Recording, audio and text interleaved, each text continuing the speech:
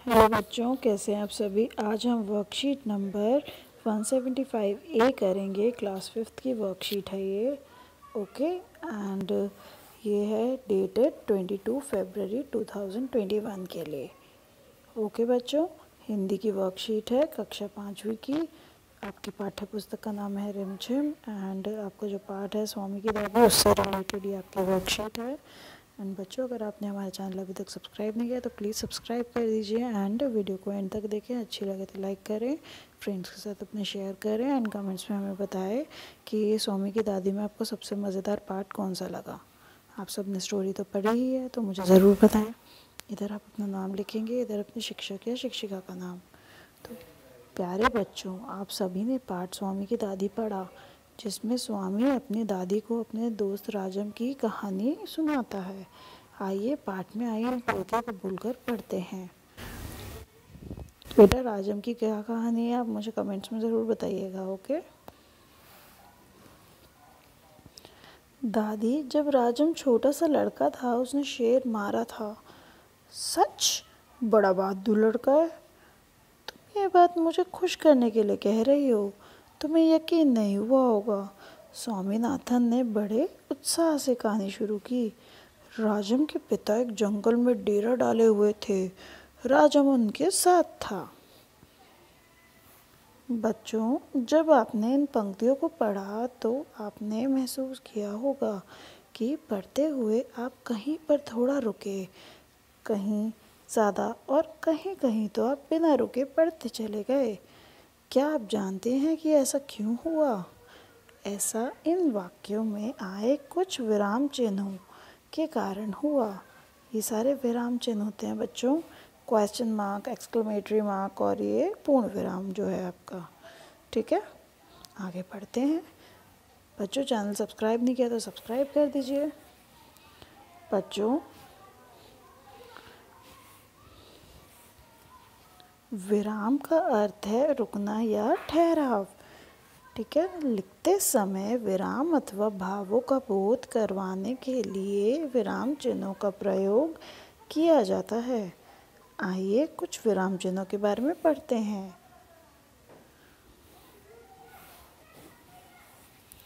पूर्ण विराम। पूर्ण विराम ये इस प्रकार से लगाया जाता है, आप सभी को ये बात पता है, ठीक है ना, है कि नहीं। पूर्ण विराम का प्रयोग वाक्य पूरा होने पर वाक्य के अंत में किया जाता है। उदाहरण, दो शेर राजम पर झपटे थे। ये देखेंगे, ये रहा पूर्ण विराम। सेंटेंस पूरा होता है, जैसे आप इंग्लिश में एक फुल स्टॉप लगाते हैं, उसी प्रकार हिंदी में हम पूर्ण विराम लगाते हैं। क्या लगाते हैं? पूर्ण विराम का चिन्ह लगा देते हैं। अगला, प्रश्नवाचक चिन्ह यानी कि क्वेश्चन मार्क जो होता है।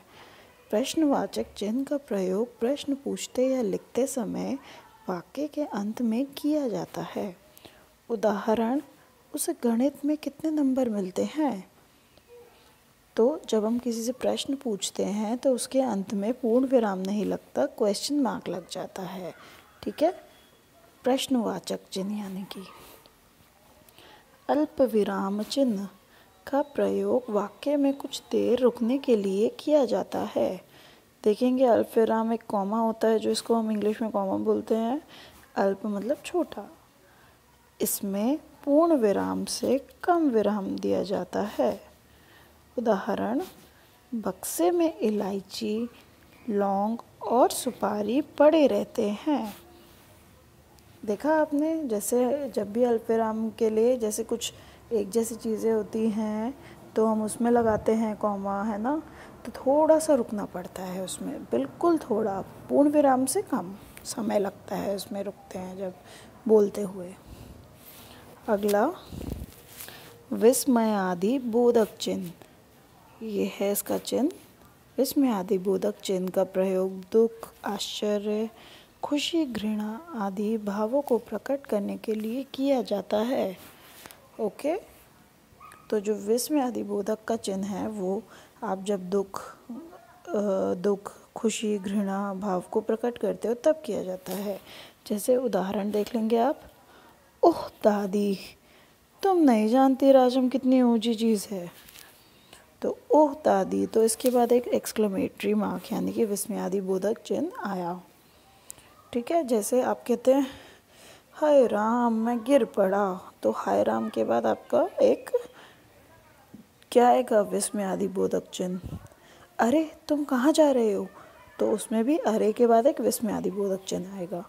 आप मुझे बच्चों सभी एक एक सेंटेंस बनाएंगे, कमेंट्स में बताएंगे जिसमें पूर्ण विराम आ रहा हो। ठीक है, एक सेंटेंस पूर्ण विराम का होना चाहिए, एक प्रश्नवाचक चिन्ह आना चाहिए, एक में अल्प विराम, एक में विस्मयादि बोधक।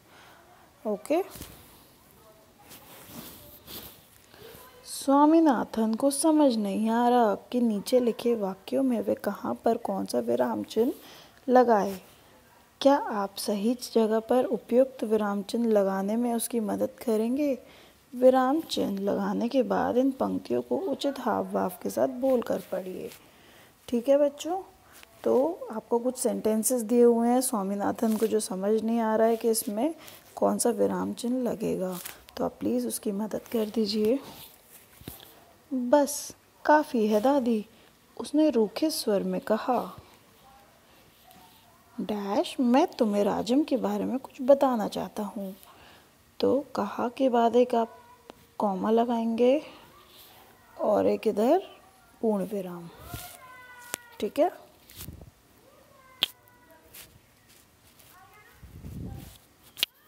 मैं फिर से बता रही हूँ बच्चों, इधर आप एक कॉमा लगाएंगे,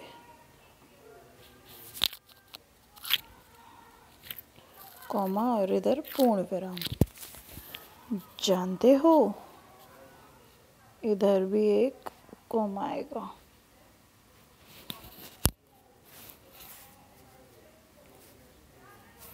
ठीक है, इधर एक कॉमा आ गया। उसे गणित में कितने नंबर मिलते हैं, क्वेश्चन मार्क। सारे नंबर मिलते होंगे, सारे नंबर मिलते होंगे।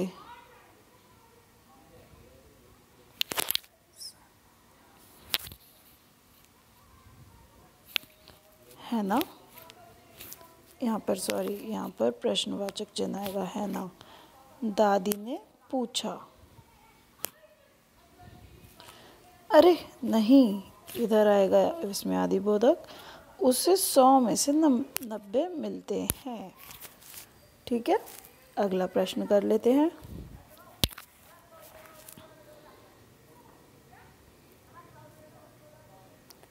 बस काफ़ी है दादी, किसने कहा, किससे कहा और क्यों कहा। तो बस काफ़ी है दादी, ये स्वामी ने कहा था, है ना।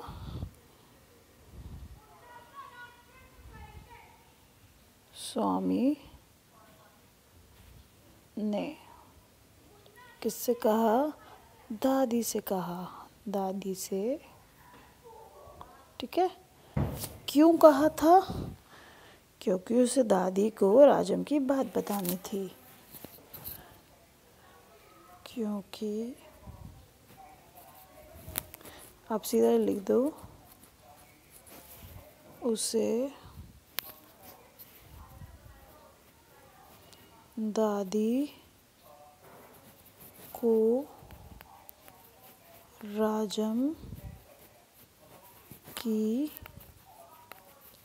बात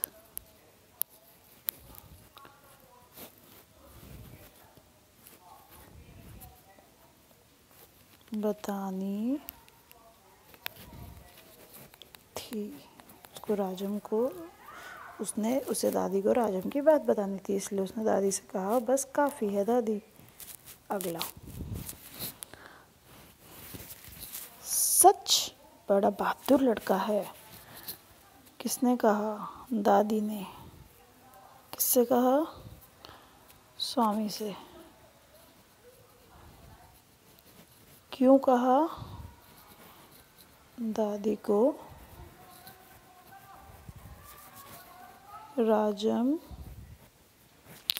दादी को स्वामी को खुश करना था। ठीक है, तो बच्चों, अगर आपने हमारे चैनल अभी तक सब्सक्राइब नहीं किया, प्लीज़ सब्सक्राइब कर दीजिए एंड वीडियो को लाइक करें, अपने फ्रेंड्स के साथ शेयर करें। और जिन्हों के और अधिक अभ्यास के लिए अपनी अभ्यास पुस्तिका के पृष्ठ संख्या 110 के संख्या नंबर 4, प्रश्न संख्या 4 करनी है आपको, ठीक है। तो आप सभी को अभ्यास पुस्तिका मिली हुई है ना बच्चों, स्कूल से हिंदी की जो है उसका 110 पेज नंबर का प्रश्न संख्या 4 आप करेंगे, ठीक है। आपके मम्मी पापा के लिए सुझाव है, बच्चों से बातचीत करते हुए उन्हें बताएं कि किस प्रकार उचित हाव भाव और स्वर में उचित उतार चढ़ाव से कही गई बात को प्रभावपूर्ण बनाया जा सकता है। उसी प्रकार बोलते समय यदि मीठे और आदरपूर्ण शब्दों का प्रयोग किया जाए तो उन्हें कई बातों का महत्व और भी अधिक हो जाता है, ठीक है। तो बच्चों, आप मुझे बताएंगे कि आपको अपनी प्रभावपूर्ण बातें बताने के लिए किस प्रकार के शब्द यूज़ करने चाहिए, ठीक है। और बच्चों, अपने हाथों को साबुन में पानी से नियमित रूप से धोएं। ये है कोविड-19 के दौरान अपेक्षित व्यवहार। थैंक यू बच्चों। Stay home, stay safe. And बच्चों, जो इसका बी पार्ट है इस वाली वर्कशीट का 175 बी, ये आपको इससे पहले वाली मैंने अपलोड की है वर्कशीट, आप ज़रूर देखिएगा। Thank you.